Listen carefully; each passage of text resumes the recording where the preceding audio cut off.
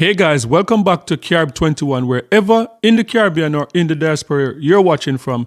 So today is the official day when Donald Trump insists on kicking in the 25% tariff, and this is going to trigger a trade war between Canada, Mexico, and the United States of America. And this, from every indication that I've seen, all the financial experts that I've seen talk about this is going to be a recession. And it is just crazy to say these words, that a president could intentionally put the entire North America into a recession. And so far we have heard coming out of the Caribbean that just the environment that we are in so far since Donald Trump took office, that tourism in some reports are coming out of Jamaica that tourism so far, the winter tourist season is down so far in Jamaica. And we're watching to see what is going on in Barbados, in places like Bahamas, where a lot of Americans go and visit this winter tourist season. And because it is down, because when there's like volatility in the market, when people are uncertain about their jobs, they're not going to travel. Travel is one of the last things that you're going to do when you're not sure what is going to happen tomorrow. And we can see the ripple effect so far in the Caribbean. And today is the official day when Donald Trump 25% tariff is going to kick off. And Canada is not taking it lying down. Canada vows to retaliate, like with tough tariffs also coming out of Canada. So this is going to be crazy. So I'm going to be breaking down today like what could potentially happen with this trade war between Canada, Mexico, and America. So the Premier of Ontario is the biggest province and the most populated province in Canada. And in Ontario, Ontario alone accounts for almost half of the trade that takes place between America and Canada. And the Premier of Ontario vowed that he's going to fight back with everything possible. Nothing is going to be left on the table. So let's take a look to at what the Premier of Ontario had to say on this interview with an American media house. So let's take a look. Joined now by Doug Ford. He is the Premier of Ontario, Canada. Mr. Premier, we appreciate you making some time for us today. We know that President Trump delayed these tariffs a month ago, and now we're hearing today that this will happen for Canada. Do you have any indication that he might delay them again? Anything that's giving you any hope at this point? Well, first of all, thanks so much for having me on, Aaron.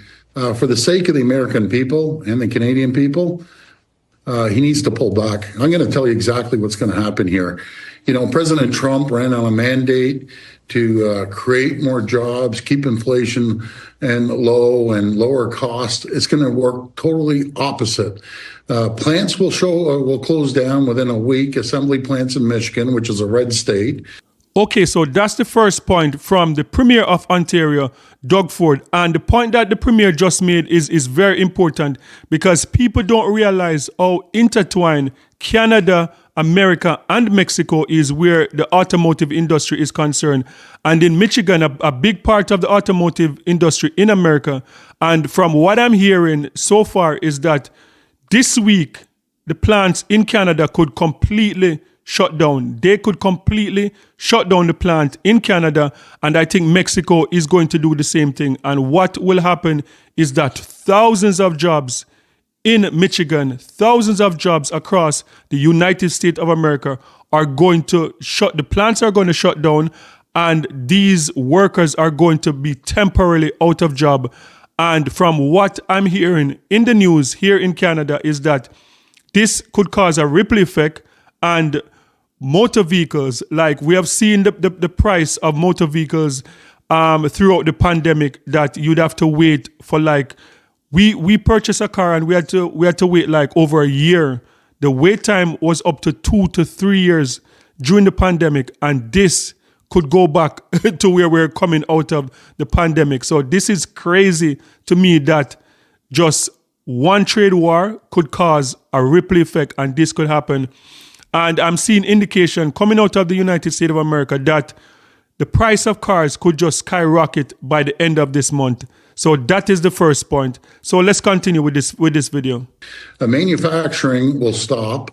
And the people of the U.S., which I absolutely love, the American people, they're going to be paying more. The market is going to go downhill faster than the American bobsled team. It's going to be an absolute disaster for both countries. We're your largest trading partner. Okay, so that is point number 2. And point number 2 is that Canada purchased more things from the United States of America than any other country on the face of this earth. And a lot of Americans don't realize that. Yes, Canada is the second largest country in the world with a small population of just over 40 million.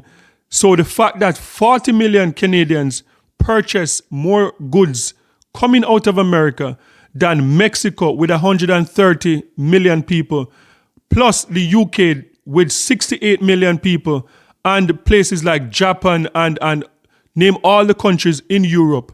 And when you combine 3 to 4 countries and put the population together with Canada, only 40 million in population, we still purchase more from the United States of America more than any other country in the world. So that is very important to note also. And a lot of Americans don't realize that and realize how intertwined the two countries are. When you come to Canada, a lot of Americans probably have not visited Canada. When you come to Canada, you're seeing like Home Depot, the biggest home improvement store in America is the biggest one in Canada. When you come to Canada, Walmart is one of the biggest stores in Canada also. You talk about Costco and you go on and on and on. Over 50% of businesses in Canada are American owned. So when the Canadian economy tanks, the business owners in America, they're going to suffer. The stock market is going to go tumbling down. And that is why this trade war makes absolutely no sense, because from all indications that we're seeing is that Donald Trump trying to hurt the Canadian economy, Americans are going to hurt even more. So that is why this is just a ridiculous trade war. So let's continue. I don't want to respond, but we will respond like they've never seen before. You need our uranium, you need our potash, you need our high-grade nickel. I will stockpile our high-grade nickel at 50% of your military and manufacturing needs. Your aluminum, the steel, the lumber. It will be an absolute disaster. And this is all due to one person, that's President Trump. I have talked to endless governors, Republican governors and Democrats, senators and Congress people. I love the U.S. I lived there for 20 years.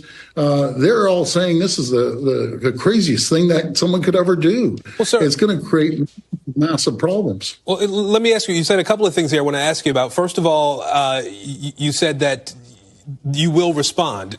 Help me understand what you expect the Canadian Prime Minister might do and what you yourself might do as the leader of a province there in Canada. Well, we'll respond strongly, and we don't want to. On the critical minerals, I will stop shipments going into the U.S. for nickel. It will shut down manufacturing because 50% of the nickel you use is coming out of Ontario. I've ordered our bureaucrats to cut off tens of billions of dollars of contracts that we have with the U.S.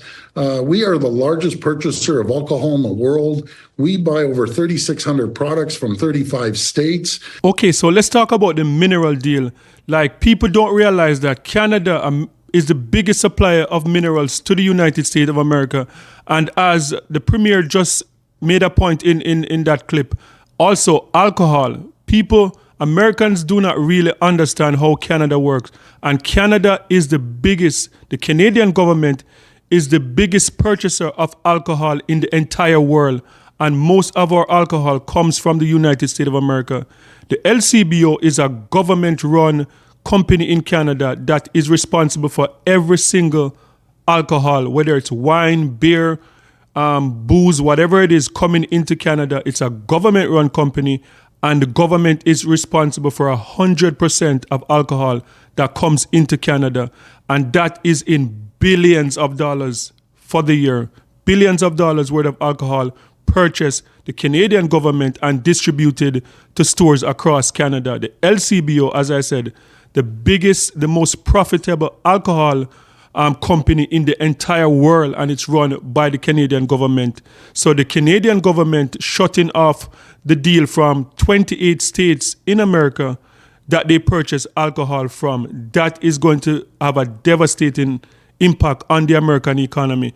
But a lot of Americans don't know that, because I believe that Canadians know more about the American economy, America day-to-day living and their culture than Americans know about Canada. And this could be devastating. So a lot of people that are cheering on Donald Trump, they're thinking that, look, this is going to be a walk in the park, but we could see something that we have not seen since 2007 when the Bush meltdown happened. So let's continue. We keep the lights on to 1.5 million homes and manufacturing in New York, in Michigan, and in Minnesota. If he wants to destroy our economy and our families, I will shut down the electricity going down to the U.S.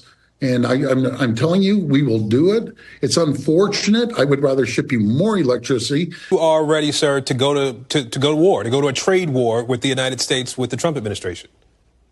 It's the last thing we want to do. It's one person that's coming to attack us economically. Your closest friend, your treasured ally that will stand shoulder to shoulder with you in every situation you've faced.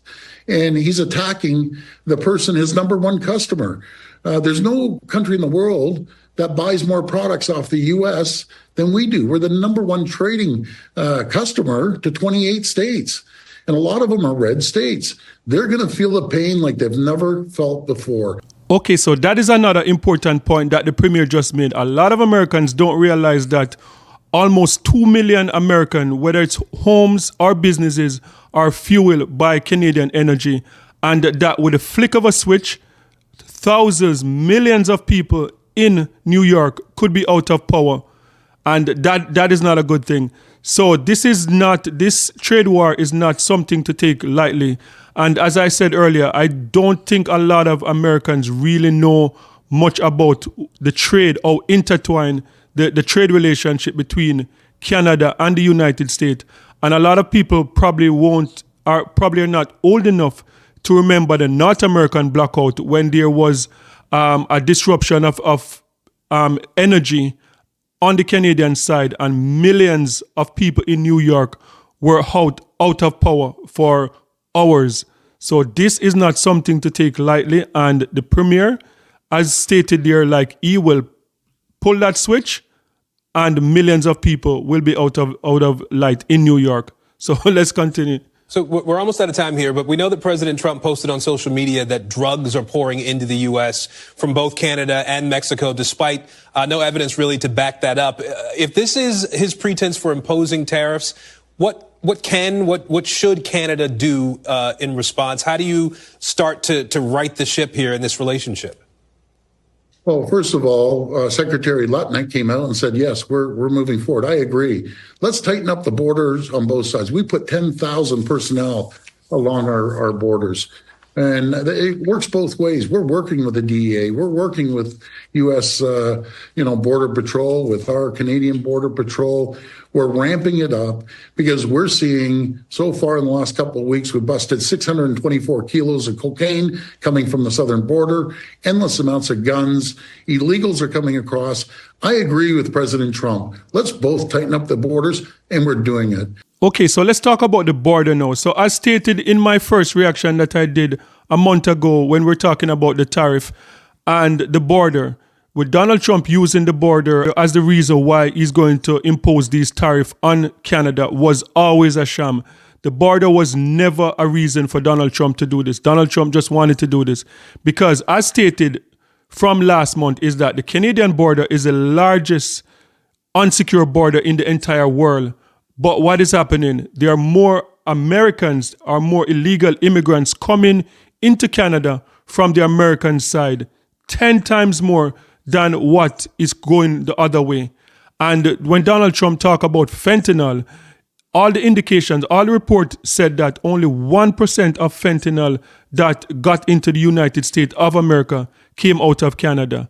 And the other thing, as the Mayor Ford just explained, is that guns coming in from America, 95% of the guns in Canada that are involved in crimes on the street, 95% of them are coming from the United States of America. So Donald Trump using the border as the reason why he wants to impose these tariffs was just a sham from day one. The Americans have just as much responsibility to secure the border because there are a lot of drugs and guns coming from the American side into the Canadian side. So I believe that this whole thing about the border was just a sham from day one, and Donald Trump just wanted to be a bully and to bully Canada into an unfavorable deal. And Donald Trump, I don't think he expected that the premiers and the Prime Minister of Canada would push back the way that they're pushing back now. So I believe that this is a case where like a bully picks on you and he thinks that, okay, you're just going to cave in. And when you start fighting back, he's just left out there like, what am I going to do now? So I guess we'll see what comes of this whole trade war thing. But this is going to be crazy if North America, if we experience a recession just because of what Donald Trump is trying to do.